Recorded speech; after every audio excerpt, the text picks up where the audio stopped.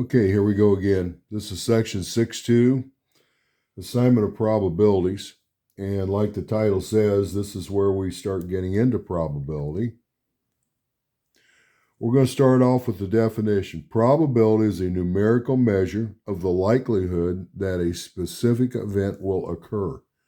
We talk about probability all the time. We talk about the probability of rain or snow. We talk about the probability that a medicine will work. We talk about the probability that somebody's going to hit a free throw, or the probability that a football team is going to score a touchdown, things like that. Well, it's all measured by some number that you're going to come up with, and I'll show you how to come up with that number. Couple things they start out right away. That number, whatever that is, that probability expresses a number, is always between 0 and 1.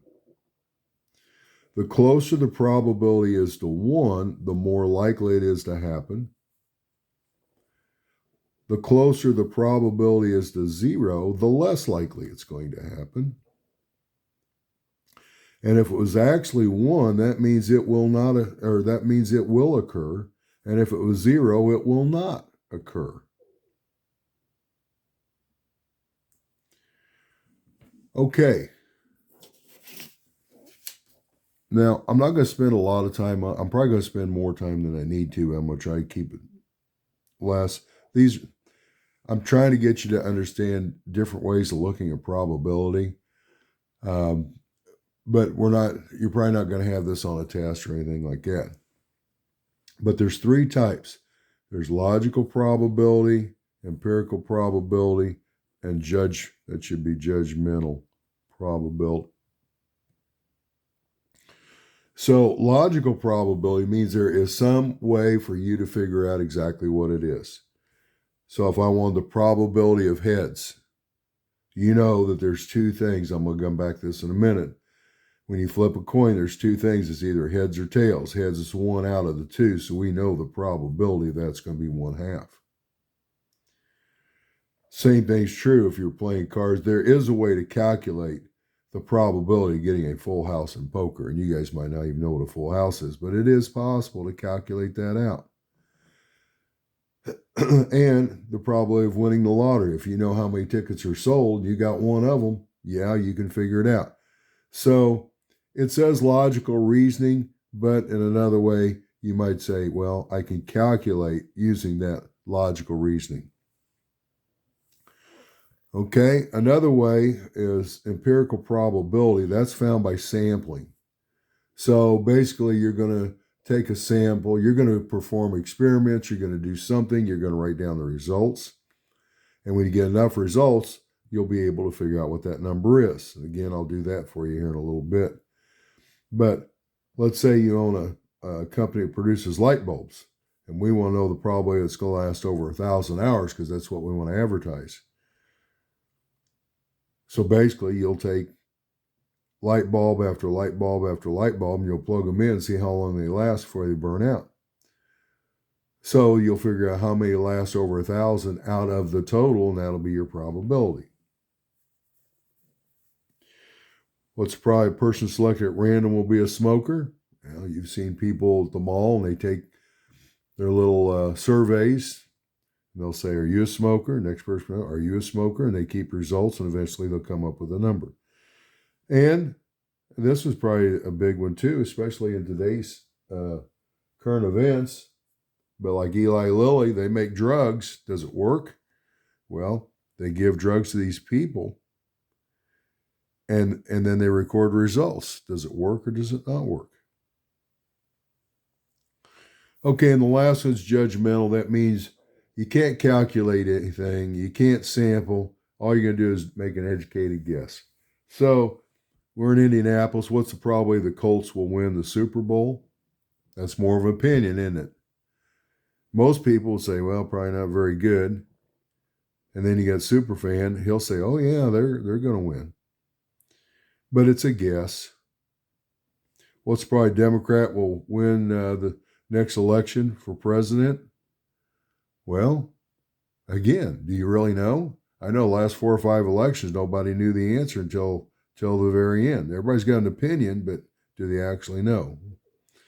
Well, it's probably going to get an A on the exam. And again, yes, you can skew the numbers if you study for it or don't study. But basically, it's just going to be an educated guess on whatever you think is going to happen. Okay, so again, logical means you're going to calculate. Empirical means you're going to do sampling over and over again. And judgmental is just an educated guess. Okay. The next page, I've got a few more examples. Again, I'm spending more time on this than I probably should. So which type of probability, logical, empirical, or judgmental, fits the situation? So if you want the probability of snow tomorrow, I can see where if you've been keeping statistics, you might be able to say empirical, that's the answer they wanted, but sometimes it's really a judgment. You know, these old farmers, they can look at it, they'll know. Next one, what's probably China will win the most medals in the next Olympics. Again, that's probably judgmental. On the next one, a person hitting their next free throw. Now, if you've been keeping track of how many have been hitting, that's probably empirical. What's the probability of taking a particular drug will cure a person's cancer? Again, if you've been keeping statistics, that's empirical. What's the probability of getting a sum of 7? You're going to calculate that. That's logical. Sorry. Not empirical. And what's probably NASDAQ will increase by more than 10% in the next year? Could be judgmental, could be empirical. Okay, enough of that. Let's go on. There's 2 fundamental properties they talk about. Fundamental property 1 says that each of the probability, it doesn't matter what you're measuring, each of the probabilities have to be somewhere between 0 and 1, and that would be inclusive, meaning it could be 0 and it could be 1. We talked about that on the other page. Now, if you take all the individual probabilities and add them up, they will add up to 1. Okay, that'll make more sense on this next thing I'm going to do. Let's talk about a distribution table. So let's say we want to do a distribution table for flipping a coin, and we're just going to do it one time. Your sample space would be heads and tails. We talked about that last section. So my outcomes, heads and tails, and then over here I'm going to put the probabilities. Well, if they are equally likely, the probability of getting a heads is 1/2. Usually they just put like O for outcome and P for probability, but really this is the probability of heads. Probability of tails is 1/2. And then if we added those together, what's 1/2 plus 1/2? 1. That's what I was showing you up here in this one here. If you add the individual probabilities, they should add up to 1. Okay, now here's some questions that you should be able to answer simply by looking at the chart. What's the probability of heads? And it's that number there, 1/2. What's the probability of not getting a head? Well, if it's not heads, it's got to be tails. That's going to be 1/2. What's the probability of getting heads or tails? Well, you got to get one of the two. Isn't that going to be 1? Don't you have to get one of them? What's the probability of not getting one of those two? 0. Now, again, you could say, well, what if it lands on the side or something like that? Well, we're not considering that. It is possible, but the probability is so small, it doesn't affect anything. Okay, so let's go to this. I'm going to be doing something off to the side while I do that, so bear with me. let you look at it for a second.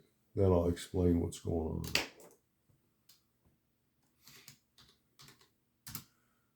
I'm coming off the site because I think I'm missing a page here. Let's see what I got.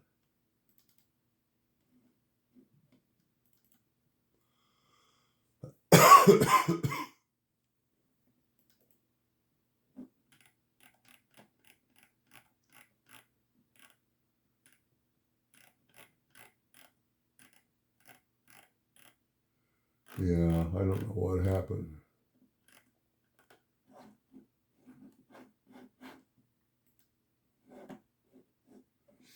For some reason, it didn't print off. So while I'm talking on this, I'm going to print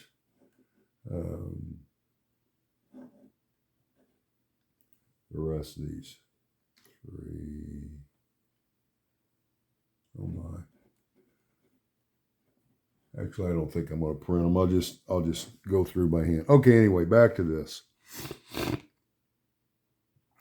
Okay. We say that the probability of getting heads is 1/2, but is it? Well, what if you had a coin that wasn't what they call fair? Fair would mean that half the time it would come up heads and half the time come up tails. Okay, and you've seen this in movies and TV or whatever. But let's say we wanted to test that coin. So what we would do is we would toss it a bunch of times. Let's say we toss it 10 times. How many times would you come up heads versus the number tails? Okay, so that's what this chart is. So let's say I did it 10 times. Well, it'd be nice if it came up 5 times, and that'd be perfect, and that'd be 1/2.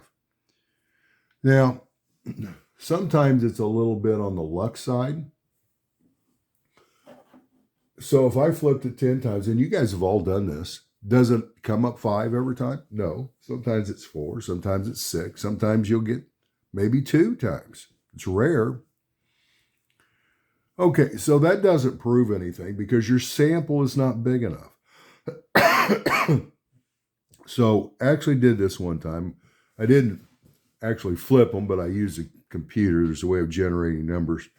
But when I did it 10, I came up with 4 of them. And that came up 0.4.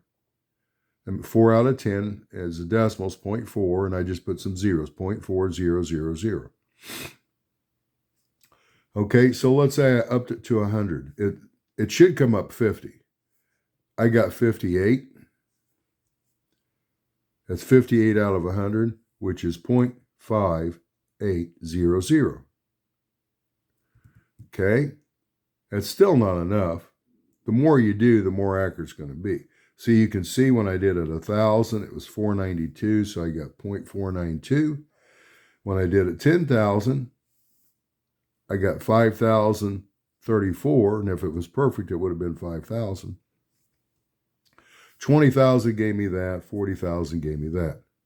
Here's what I want you to see.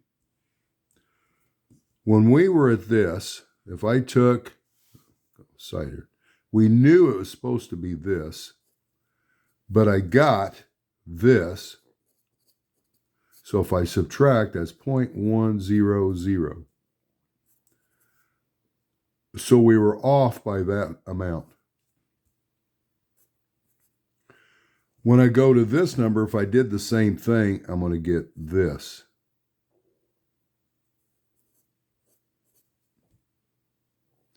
And when I did this,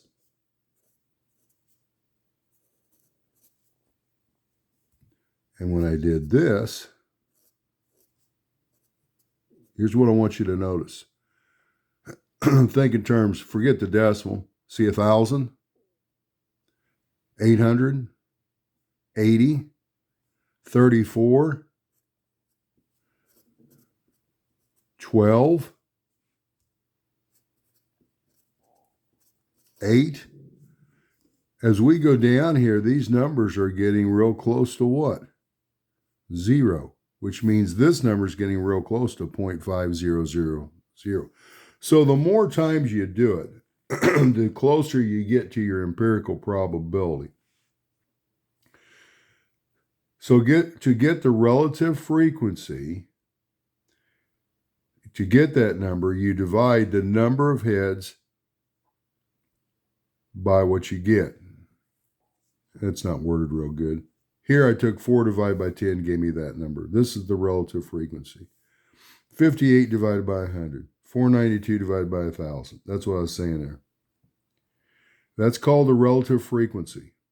Now, these numbers, the more you do over here, these numbers get bigger, this number gets more accurate. And when you get that, okay, that was our target. That's half the time. Okay. Relative frequency. And by doing an experiment like that, what you're really doing is you're calculating the empirical probability.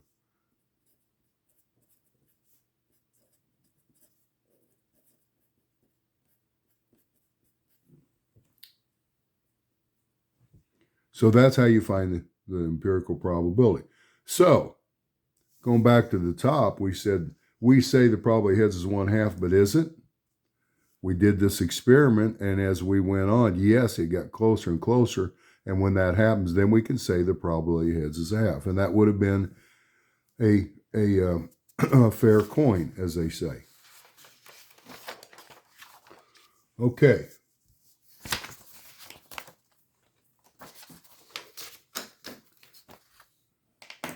Okay, my lecture, for whatever reason, the notes didn't come out. So I'm going to freelance now.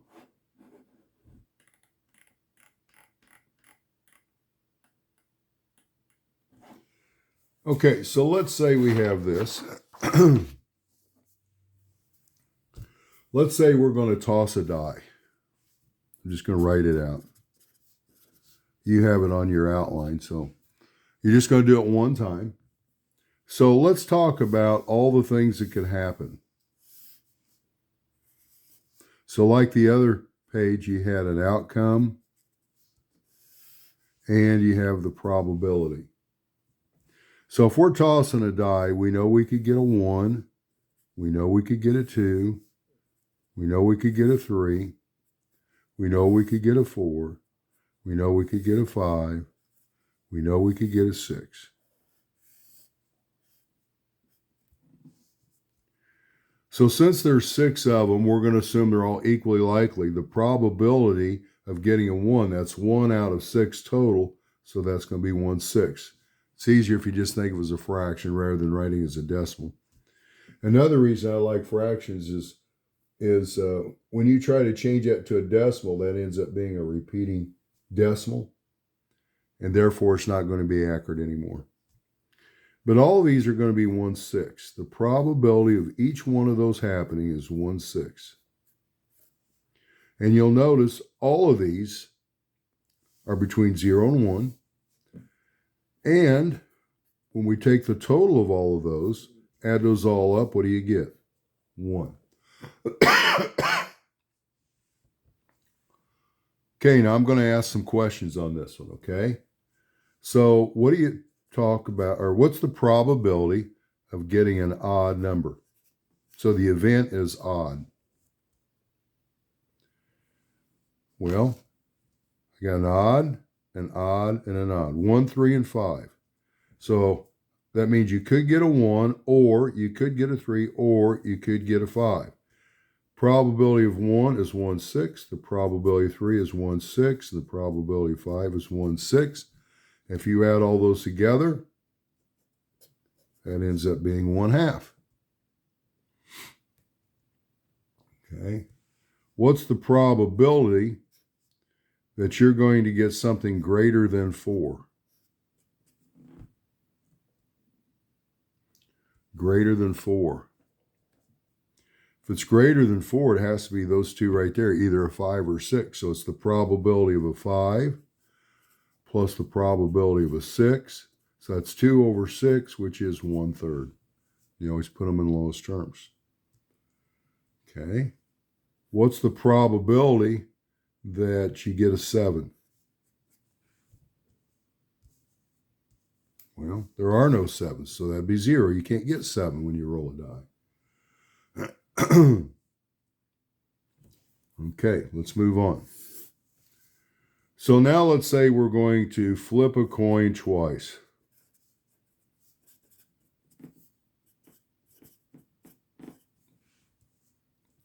So we're going to make a chart.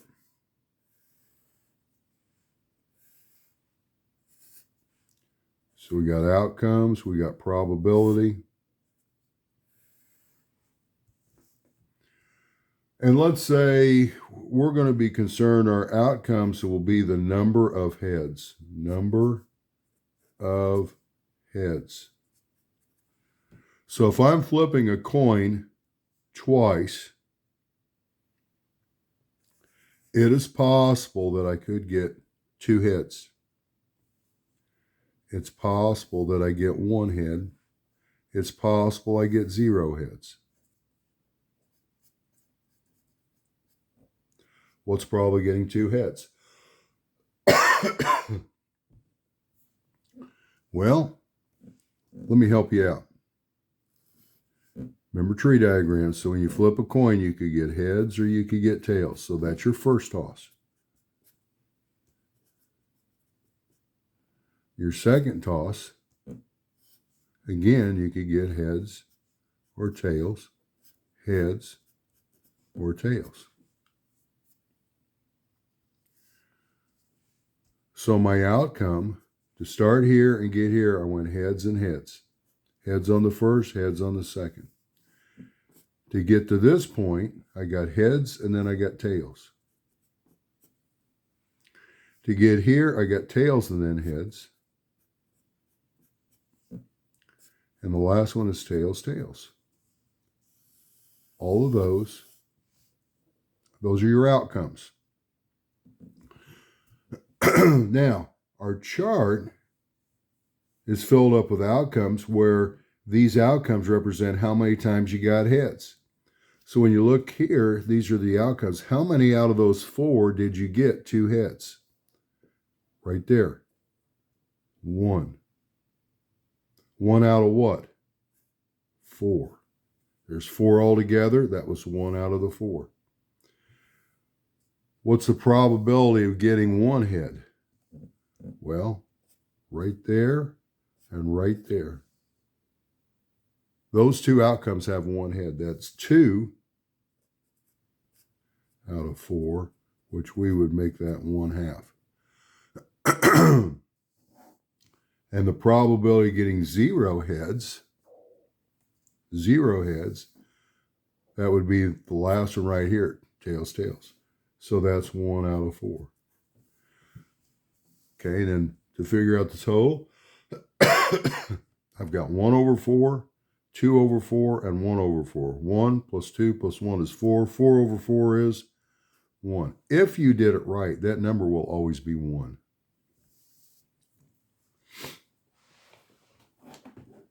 Okay.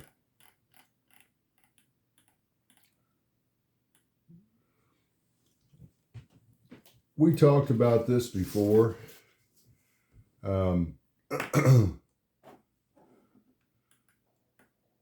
Let me see if I can print this. This would be a whole lot better.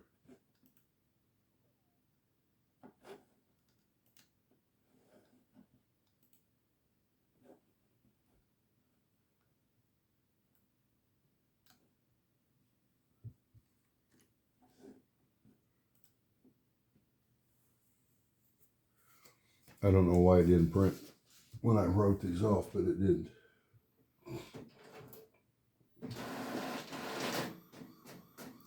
My office has been a little screwy lately. I got a problem with my light. It's not working. So if you look around, I've got all kinds of things on my desk. Here's my light bulbs. I've got it off. I'm trying to trace down the short I got in there. Okay, so let's say we're going to flip 2 dice. Now you can see why I want to print out, because I didn't want to do that by hand. When you toss 2 dice, what you usually do is add them together. So here's your sample space. You could get a sum of 2, 3, 4, all the way up to 12. Now I got those. If you need to, make a chart. And I'm going to tell you, anytime they say toss 2 dice, go ahead and make a chart. Actually, it'd be real good if you made this chart, put it on a little card, keep it someplace, so when that comes up, then you'll have it. But let's say we had a green die and a red die. So if I got a 1 on the green and a 1 on the red, I got a sum of 2. If I got a 1 and a 2, I got a 3. 1 and 3 gives you 4. And you get all those sums. The very last one, I got a 6 here, and a 6 here gave me a 12. Okay, so here's my chart. It says, if I got an outcome of 2, what's the probability? An outcome, that means the sum of 2. Well, the only place I got a 2 is right there, and I got it in yellow. So that's 1. There's only 1 2 there. Out of how many total? There's 36. 6 times 6 is 36. So this probability, I'm going to change pens. I think this will show up for you. So this is going to be 1 over 36. Probability getting a 3, I've got 2 3s. So that's 2 over 36. Or in lowest terms, that's 1 over 18. Probability getting a 4, there's 3 of them there, so that's 3 out of 36. In lowest terms, that's 1/12. Getting a 5, 1, 2, 3. There's 4 of those, so that's 4 over 36, which is 1 over 9. And you can see it goes 1, 2, 3, 4. The next one's going to be 5 over 36. Can't do anything with that. And for 7, it gets 6 over 36, which of course is 1/6. Now let's go to 8. Look back at your chart. How many 8s you got? 1, 2, 3, 4, 5. So what's going to happen? It's going to start going down. I got 5 8s. I got 4 9s, 3 10s, 2 11s, and 1 12. So this is going to be 7 over 36. This is going, I'm sorry. That's 5 over 36. I told you it's going to go down. This is 4 over 36, which is, again, 1/9. This is going to be 3 over 36, which is 1/12. 2 over 36 is 1 over 18. And 1 over 36, can't do it. What do you think you get when you add them all up? That's right, 1. You always get 1. Okay, so here's some questions for that.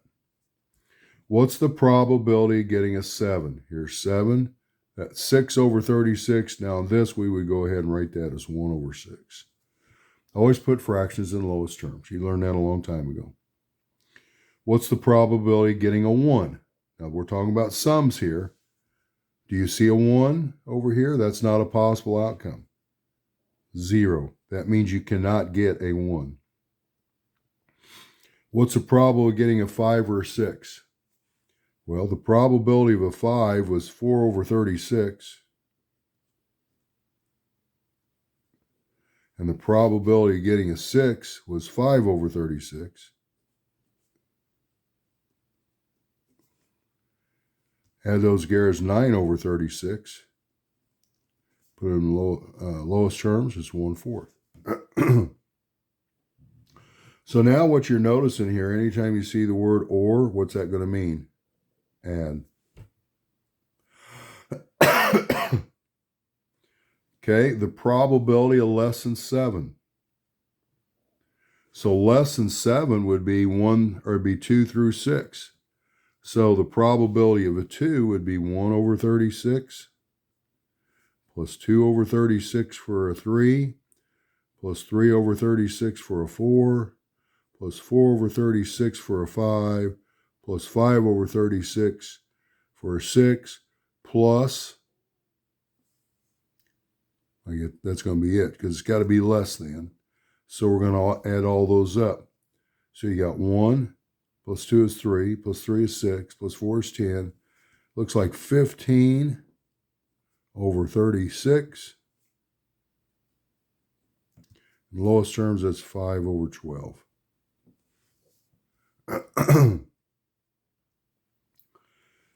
Okay, what's the probability of being less than 12? Well, less than 12 would be all of these up here. 2, 3, 4, 5, 6, 7, 8, 9, 10, 11. So what I want to do is add all those up together. But let me show you a shortcut. The only thing missing was the 12, right? Remember how they all add up to 1?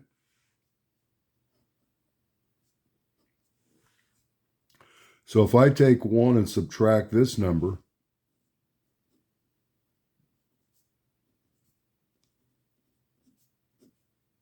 I get 35 over 36.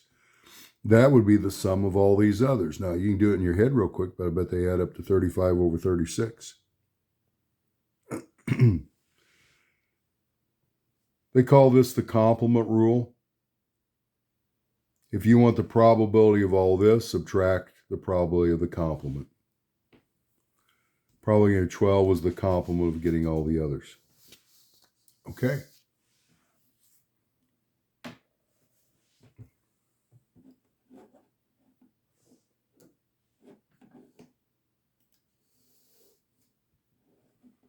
Hang with me a second.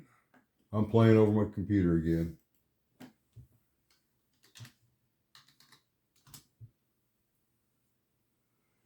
Okay, so my next thing is this.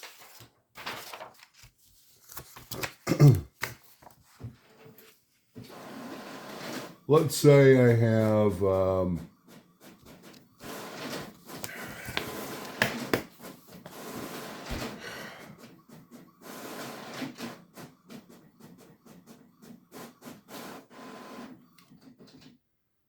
there's a rule, and this is going to be very similar. We had a rule last chapter that basically said if I wanted the number in A or B, that was equal to, that's the number in A plus the number in B minus the number in A and B. Remember that? Well, now instead of n's, thinking of it as probability.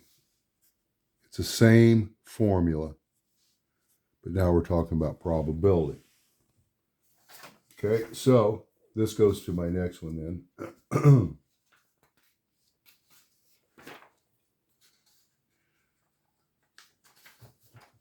So let's say we have this. Here's the formula. That's what I just showed you. The probability of E union F. So that's some event E and some event F. That's equal to the probability of E plus the probability of F minus the probability of the intersection. Now, if they don't intersect, that means this is 0. So I could just go straight to this. Okay, very similar to what we did last chapter. So my example says, let E and F be mutually exclusive events. And we know the probability of E is 0.1, the probability of F is 0.6. Okay, we want to find these probabilities. So what's the probability of E intersect F? It's 0. 0. Where did I get that from? Because they were mutually exclusive. That means they don't intersect. This is automatically going to be 0. What's the probability of E union F? Now I'm using that formula. They're mutually exclusive. All I have to do is add those two together to get 0.7. This one says, I don't know if you can see the prime, the probability of the complement of E. So if E is 0.1, the complement rule says all I got to do is subtract 1 minus 0.1, and that's going to be 0.9. Okay. This says the probability of the complement of E intersect the complement of F. Can't visualize that. Okay, so when you can't do it, what are you going to do? We're going to make a Venn diagram. Okay, so the probability of E is 0.1, the probability of F is 0.6. If that's 0.1, that's 0.6, there's no overlap. That means out in here is going to be 0.3. You take 0.1 plus 0.6, that's 0.7, and 1 minus 0.7 is 0.3. That's where that came from. Okay, now this says, what's the probability that it's not in E? So it's not in here, so that'd be out in here, and it's not in F. That's the 0.3. It's not in either one of them. Okay, what's the probability that it's not in E or? So if it's not in E, it's all of that. If it's not in F, it's all of that. So when you take the union of all of those with all of those, you get the whole thing. It's one. You got to be in at least one of them. Or you got to at least not be one of them, I guess you should say.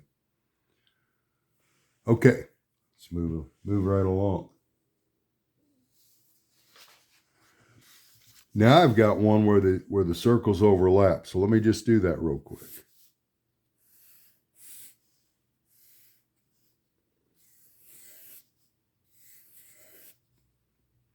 E, F. I put an S here because it's sample space now. So I know the probability of E is 0.2, the probability of F is 0.1, and the probability of the overlap. That means this right here, 0.05.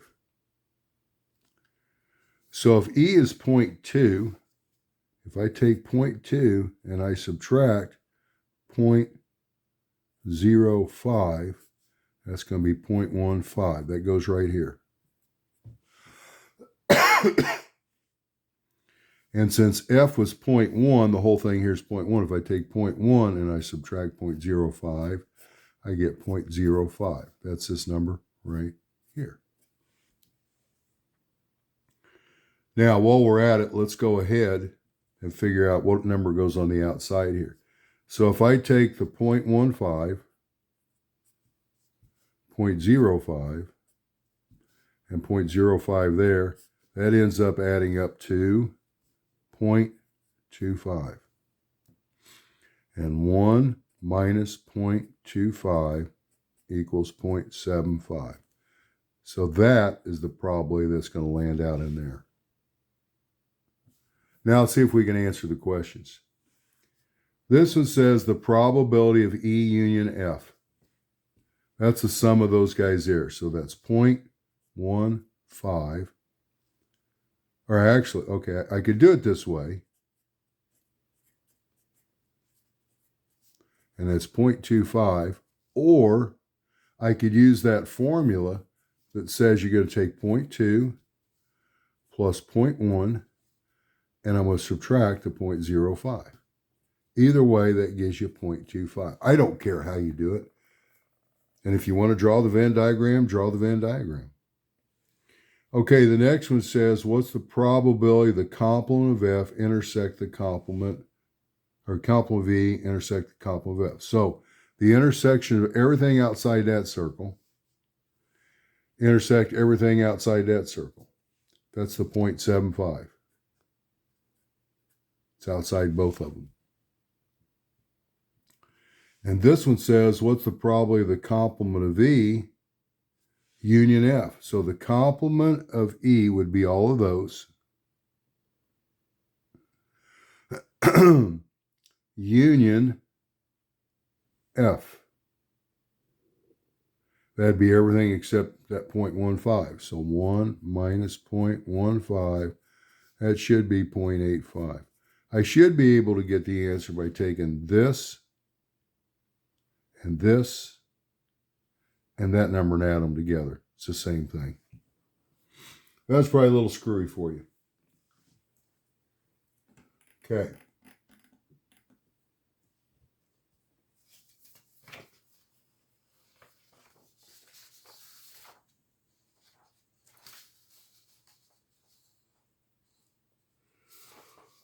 Okay, let's say a card is drawn from a well-shuffled deck of 52 playing cards. What's the probability that it is an ace or a spade? So we want the probability of getting an ace, union, a spade. If I use that formula, all I got to do is say, what's the probability of getting an ace? and the probability of getting a spade minus the probability that it's an ace and a spade. Is it possible to have an ace and a spade? Yeah, if you got the ace of spades. Okay, so what's the probability of just getting an ace? There's 4 aces out of 52. I'm just going to leave it like that, 4 over 52. I know it's 1 over 13, but I'm going to do some calculations, and you're going to need a common denominator, so let's just leave it in there. What's the probability of getting a spade? Well, if you remember, I said there's 52 cards total, and you have 4 suits. There's clubs, spades, hearts, and diamonds. So spades is 1 out of those 4 suits, and each of those suits has 13 cards. So the probability of getting a spade, there's 13 spades out of 52 total. Minus, what's the probability of getting the ace of spades? There's only 1 of them out of 52. So now if you take 4 plus 13 is 17. 17 minus 1 is 16 out of 52. Or in lowest terms, 4 goes into both of those, 4 over 13. Got some allergies kicking in here.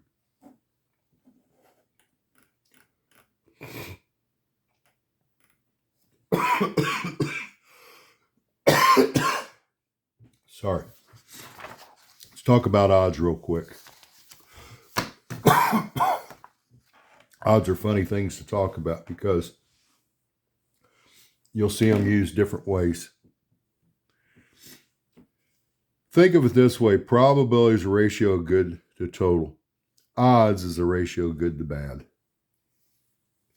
Doesn't say that in the book, but that's something I've used, and I think it helps out quite a bit.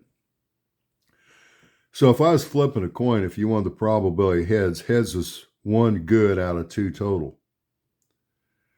But the odds of heads, you got 1 good. If there's 2 total, that means there's 1 bad. 1 plus 1 gives you 2. If I was tossing a single die, the probability of getting a die is 1/6. The odds of getting a 5 would be 1, and they put the colon there. It says 1 to 5. 1 to 5. There's 1 good, there's 5 total. 1 plus 5 gives you the 6 total. I'm sorry, 1 good, 5 bad. 1 plus 5 gives you 6 total. And if I said the probability is 1 over 3, well, the odds would be 1, 2. If you got 3 total, you got 1 good, that means there's 2 bad. So you always have that relationship in odds. 1 plus 2 gives you the total of 3, if that helps out. So if the probability of rain is 2/5, the odds of rain would be you get 2 good to 3 bad. And if the odds of hitting a free throw are 5 to 2, so the odds would be 5 to 2. The probability, you still got 5 good. You write this as a fraction. 5 plus 2 gives you 7. So when you see odds, that's what they mean. Now, for whatever reason, and I don't know, I'm sure it's just historical, it goes back a long time, but when you start talking about horse racing and coming up in May, it's usually like May 5th or whatever it is, Kentucky Derby, and that's big, and they start talking odds, for whatever reason, they turn them around. So odds are bad to good. But in general, it's supposed to be good to bad. Okay, here's my last page. I know this is getting long. Okay, my example 9 says if the probability of not getting a diamond when picking one card, or find the probability of not getting a diamond when picking one card from a poker deck. So we're going to use this complement rule. So what is the probability of getting a diamond? Well, we said that probably there's 1 out of 4, right? There's 4 suits, so 1 out of 4. So the probability of not getting a diamond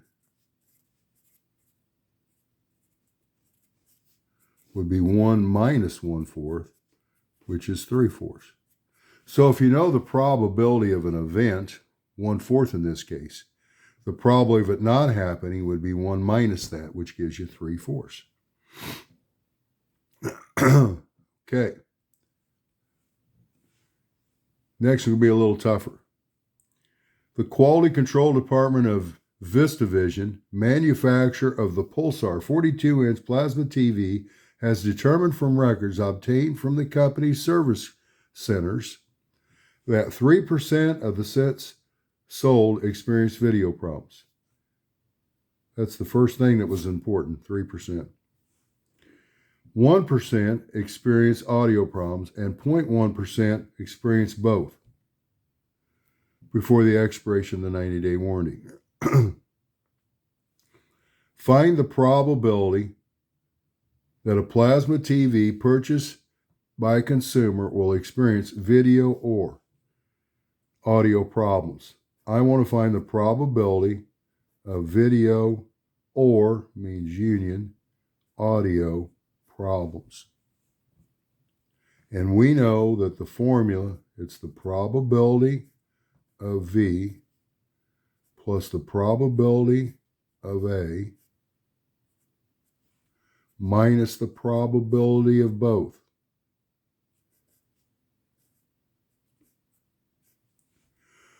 And we actually know those numbers.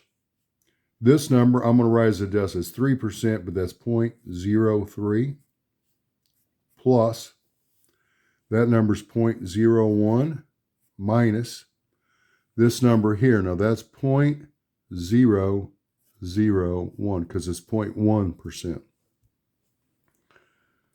So 0.03, 0.01, that's going to be 0.04 minus that, that's going to be 0.039.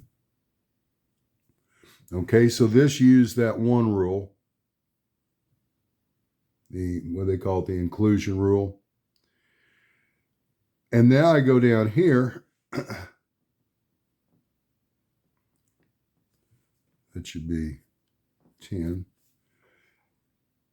What is the probability that that Pulsar 42-inch plasma TV bought by a consumer will not experience? So here's the complement rule. We know the probability of no problems is 0.039. So the probability of no problems will be 1 minus 0.39, which is 0.61. I just used the complement rule. So between those two problems, I used the two rules that they came up with. Okay, I talked way too long. As I'm looking at it here, we're about 48 minutes. That's a long time. But there was a lot to go through, I guess. Okay, that wraps it up for 6.2. I'll see you when we go to 6.3.